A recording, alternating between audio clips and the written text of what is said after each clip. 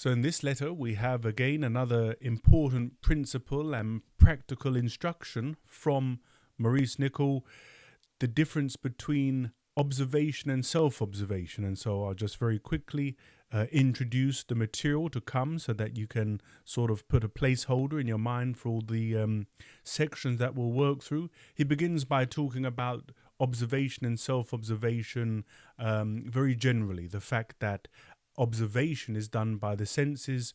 You might call this empiricism, the scientific method that we smell, taste, see and touch and all of these things. We observe the external world. So we wouldn't argue that there is an external world that we observe. But then he goes on to say, of course, if you've been in this work for a long time, you will know that they're as interesting and diverse as the outer world is. We also have an internal world that one could argue is even more interesting if we are to explore it. It then goes on to say that some people, if people are scientific materialists, because they can't weigh and measure it, they might discard the inner world. But then he goes on to make an argument, likes and dislikes, love, hate, aversion, all of these things. This is our inner life. So, of course, you could argue that it's certainly a real thing. And when one begins self-observation, this is the work. This is the essence of the work, to begin to observe this inner life, to explore it, to map the terrain, if you like, and to undo all that's wrong in regards considering identification, false personality, and all of those things that he goes to speak about. And then again, in a very practical way, he goes on to share what's necessary. And I'll just read that as a way of preface for when it comes up in the reading. He says, "What then is the nature of the effort a person must make in this connection? He must effect a separation in his mind between two orders of reality that meet in him. Man stands between two worlds, an external visible world that enters the senses and is shared by everyone, and an internal world that none of his senses meets, which is shared by no one. That is, the approach to it is uniquely individual, for although all the people in the world can observe you, only you can observe yourself. This internal world is the second reality and is invisible." And just one last point very quickly.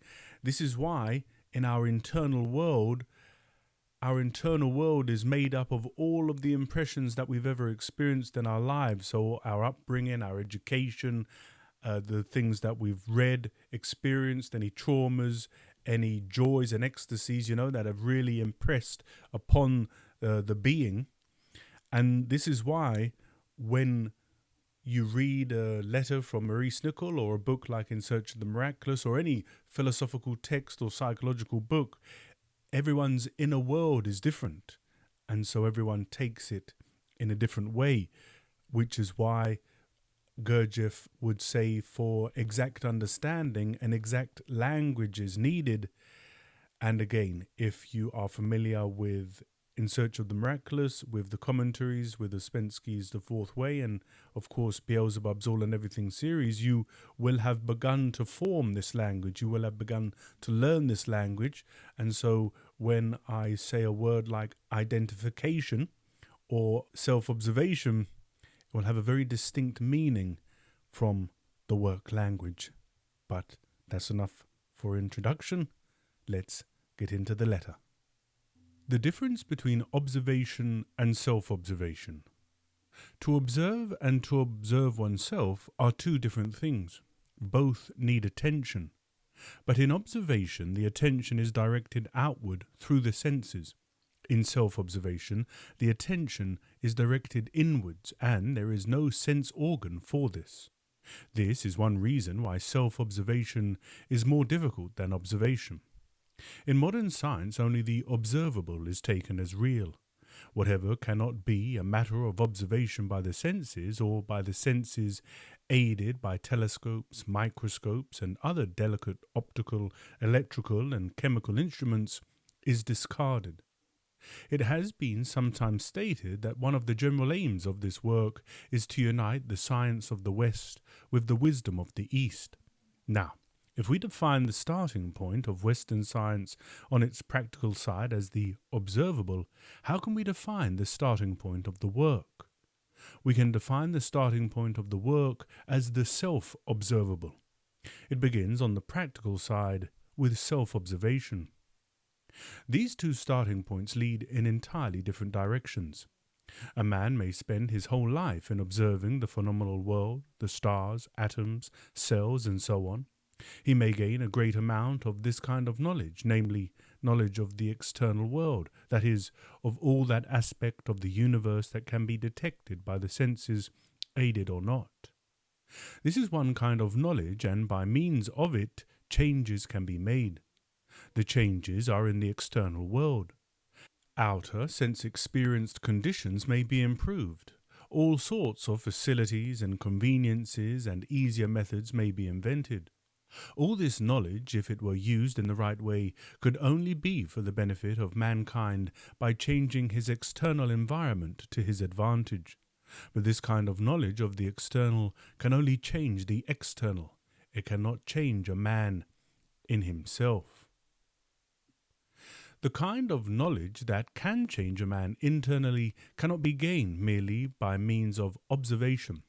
It does not lie in this direction, that is, in the direction of the outwardly turned senses. There is another kind of knowledge possible to man, and this knowledge begins by self-observation. This kind of knowledge is not gained through the senses, for, as we said, we do not possess any organ of sense that can be turned inwards, and by means of which we can observe ourselves as easily as we observe a table or a house. While the first kind of knowledge can change the external conditions of the life for a man, the second kind of knowledge can change the man himself. Observation is a means of world change, so to speak. Self-observation is a means of self-change. But although this is so, in order to learn anything, we have to start from knowledge itself, and knowledge of whatever kind begins from the senses. The knowledge of this system of teaching begins with hearing it. That is, it begins through the senses. A man must be told to observe himself, and in which direction he must observe himself, and the reasons why he should observe himself, etc. And whatever he hears or reads in this connection first of all must enter through his senses.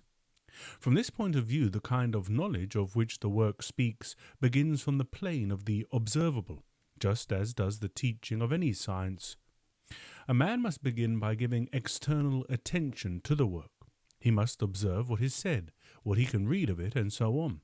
In other words, the work touches the plane of the senses.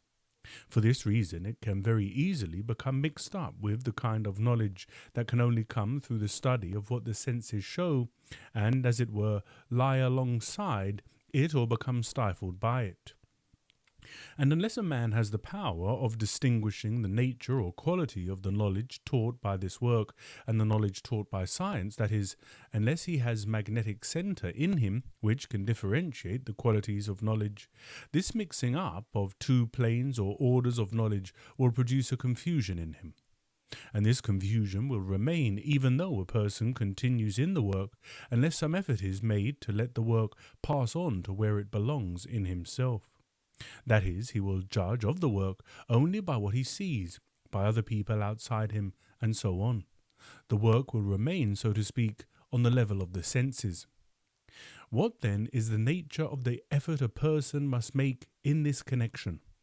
He must see a separation in his mind between two orders of reality that meet in him. Man stands between two worlds, an external visible world that enters the senses and is shared by everyone, and an internal world that none of his senses meets, which is shared by no one. That is, the approach to it is uniquely individual, for although all the people in the world can observe you, only you can observe yourself. This internal world is the second reality and is invisible. If you doubt that this second reality exists, ask yourselves the question: are my thoughts, feelings, sensations, my fears, hopes, disappointments, my joys, my desires, my sorrows, real to me? If, of course, you say that they are not real, and that only the table and the house that you can see with your outer eyes are real, then self-observation will have no meaning to you. Let me ask you, In which world of reality do you live and have your being? In the world outside you, revealed by your senses, or in the world that no one sees and only you can observe, this inner world? I think you will agree that it is in this inner world that you really live all the time and feel and suffer. Now, both worlds are verifiable experimentally, the outer observable world and the inner self-observable world. You can prove things in the outer world and you can prove things in the inner world, in the one case by observation and in the second case by self-observation. In regard to the second case, all that this work teaches about what you must notice and perceive internally can be verified by self-observation. And the more you open up this inner world called oneself, the more will you understand that you live in two worlds, in two realities, in two environments, outer and inner, and that just as you must learn about the outer world, that is, observable, how to walk in it, how not to fall off precipices or wander into morasses, how not to associate with evil people, not to eat poison, and so on. By means of this work and its application, you begin to learn how to walk in this inner world, which is opened up by means of self-observation. Let us take an example of these two different realities to which quite different forms of truth belong. Let us suppose a person is at a dinner party. All that he sees, hears, tastes, smells and touches belongs to the first reality. All that he thinks and feels, likes, dislikes, etc., belongs to the second reality. He attends two dinner parties recorded differently, one outer, one inner.